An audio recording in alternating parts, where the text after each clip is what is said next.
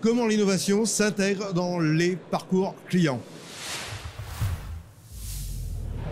Anthony Latière, bonjour. Bonjour. Alors ensemble et avec la Compagnie des Alpes, j'imagine qu'on a fait des pas de géant pour ce parcours client, pour l'innovation dans la stratégie. Qu'est-ce qui se passe chez vous? Qu'est-ce que vous faites? Est-ce que vous mettez en place? Alors effectivement, on a fait des pas de géant, mais si on regarde bien à l'échelle de la Compagnie des Alpes, finalement, on s'y est pris un peu tardivement. À savoir qu'il y a 3 ans, on a lancé un grand programme d'écoute client qui nous a permis déjà de bien mesurer quel était le niveau de satisfaction de nos clients. Parce qu'on est arrivé à une conclusion assez claire qui est déjà de faire le mieux ce qui compte le plus. C'est vraiment quelque chose d'assez important. Et au regard de l'innovation, on s'est vite rendu compte qu'on proposait un parcours client qui n'était pas forcément adapté à leurs besoins. Donc maintenant, depuis 3 ans, un peu moins, le Covid nous a aussi beaucoup aidé à y réfléchir. On a retravaillé l'ensemble de nos systèmes, de nos outils de vente qui prennent part dans tout le parcours client. D'une certaine manière, c'est quelque chose qui prend une part très très forte parce qu'on est en train de changer un peu tous nos systèmes, tous nos process, tous nos outils. Alors comment ça s'intègre pour les clients? Comment ça s'intègre pour les clients? C'est par des choses qui sont assez simples, typiquement l'achat du produit. L'achat du produit, jusqu'à présent, on proposait un parcours qui n'était pas forcément adapté à leurs attentes du moment, où on a toujours un besoin d'immédiateté, d'aller toujours plus vite, quelque chose de simple en soi, parce qu'ils consomment de partout.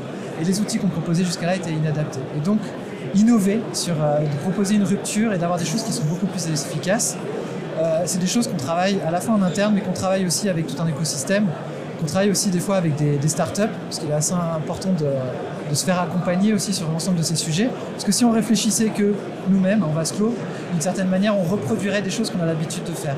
Et là, l'idée, c'est un peu de s'ouvrir au monde, de regarder un peu ce qui se fait à côté, travailler sur l'open innovation, d'accéder à de nouvelles technologies et aussi de pouvoir accéder à de nouvelles méthodes de travail et de réflexion. Finalement, il faut redoubler d'agilité. Il faut gagner en agilité, effectivement. Il faut aller... Parce que le monde va vite. Quand on parle de transformation, il ne faut pas le faire à l'échelle d'une saison, d'une certaine manière. L'innovation, c'est au quotidien. Et dans des entreprises comme la nôtre, qui ne sont pas forcément des petites entreprises, l'idée, c'est d'aller aussi encore plus vite et de bouger un paquebot et donc travailler avec un écosystème beaucoup plus agile, ça nous aide à aller plus vite. Agilité, c'est aussi votre point fort avec Reza Local, Charles Rodet. Alors vous avez imaginé une application innovante qui va permettre d'aller beaucoup plus loin et beaucoup plus rapidement. Expliquez-nous ça en quelques mots. Oui, tout à fait. Voilà, moi, je suis un ancien d'office de tourisme. J'ai constaté qu'on avait en office de tourisme la meilleure qualité d'information qu'on puisse trouver partout. Mais aujourd'hui, il faut souvent se rendre dans l'office de tourisme. Donc, on a créé une solution qui permet à l'office de tourisme de faire le renseignement partout, à tout moment. On casse les murs pour redéployer toute cette richesse d'informations. Alors, des solutions, il en existe déjà. Quelle est la différenciation avec la vôtre ? Alors nous, c'est vraiment une solution qui va permettre une expérience sans couture pour le visiteur. On va aller agréger toute l'information de l'office de tourisme. On va donner les outils puissants à l'office de tourisme pour qu'il puisse faire ce renseignement. Donc vraiment, notre valeur ajoutée, c'est l'écrin digital de l'office de tourisme. Et la valeur ajoutée, c'est vraiment la connaissance de l'office de tourisme par rapport à des grandes plateformes nationales qui finalement vont aller faire de l'agrégation. Finalement, pour le client, c'est beaucoup plus de fluidité. Voilà, c'est de la fluidité, c'est aussi plus de local, c'est notre ADN, c'est-à-dire qu'on vient sur un territoire, et nous on amène la connexion, le lien humain avec les territoires, avec les gens du pays. Ce sont les gens du pays, ce sont les locaux qui vont parler de leur destination, qui vont accueillir de manière digitale les visiteurs. Vous vivez un bon démarrage ? On est assez content, ouais, tout à fait. On a des belles destinations qui nous font confiance, en particulier la métropole de Chambéry avec Chambéry Montagne, qui a un très très grand territoire. On a plus de 1300 points d'intérêt aujourd'hui qui sont référencés sur notre outil, quasiment 2000 événements qui peuvent être consultés en temps réel par les visiteurs. Donc autant vous dire qu'ils sont bien accueillis par le territoire. Allez, Jacquemin, en tant que responsable du village Baïséa des Savoies, j'imagine que vous avez un rôle stratégique pour toutes ces entreprises, pour créer les liens entre les entreprises et puis ces innovations. Oui, alors c'est vraiment le cœur du métier du village Baïséa de créer du lien en fait entre les entreprises et les startups. Donc les entreprises qui sont en recherche de solutions innovantes. Donc comme ça peut être le cas notamment pour la Compagnie des Alpes qui est notre partenaire au village des Savoies. Et puis pour toutes les startups qui proposent justement ces solutions innovantes comme Reza Local aujourd'hui et toutes les autres qu'on accompagne. On en a 25 aujourd'hui au village. Et certaines qu'on accompagne aussi spécifiquement sur la filière du tourisme au travers de l'Alpe Tourisme Lab. Et voilà, notre but, c'est vraiment de connecter les entreprises et les startups pour faire matcher les besoins et les solutions.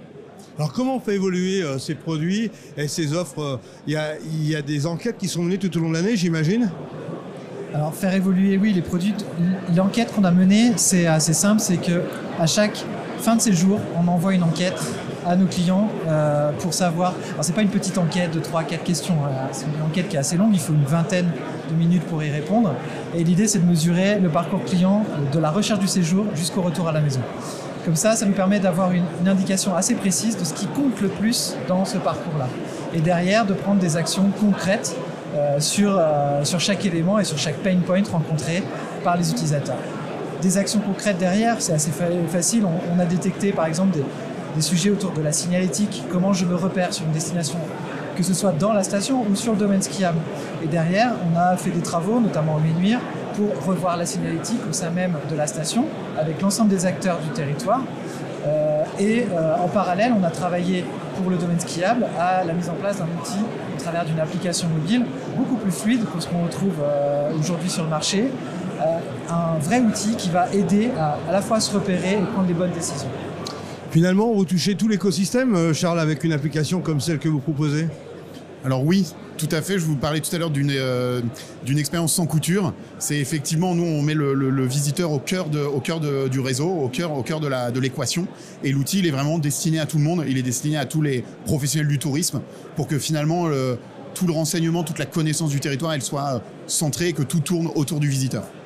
Alice, avec toutes ces startups, j'imagine que vous êtes un vrai accélérateur pour mettre en place ces innovations, qu'elles soient concrètes pour l'économie du territoire.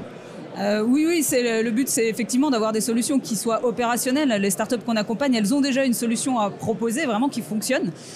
Donc ça permet vraiment d'apporter des solutions un peu sur un plateau ou sur une étagère, en tout cas aux acteurs qui souhaitent avoir accès à ces solutions. Et notamment, alors surtout sur cette thématique en fait de l'expérience visiteur, du parcours client. On sait que c'est quelque chose d'important dans beaucoup de domaines, mais en particulier sur l'industrie du tourisme. Et donc c'est pour ça aussi qu'on essaye de maximiser les occasions de faire se rencontrer les solutions et les acteurs qui ont besoin de ces solutions.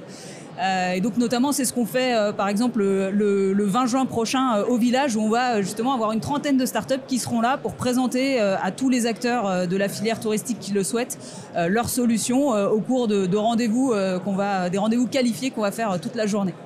Eh bien merci messieurs, dames, et puis bonnes innovations et surtout bonnes affaires comme on dit. Merci beaucoup.